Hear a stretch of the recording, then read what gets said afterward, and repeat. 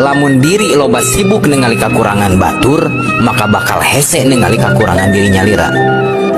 Kunaon aya jalmi anu hese rubah tina kakuranganana? Sabab manehna loba ningali kakurangan diri batur.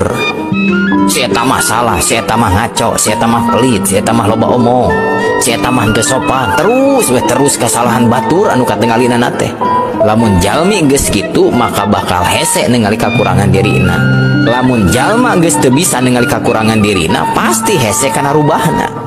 Moal bisa babalik pikirna, moal bisa tobatna, moal bisa ngarubah diri kanu leuwih hadena.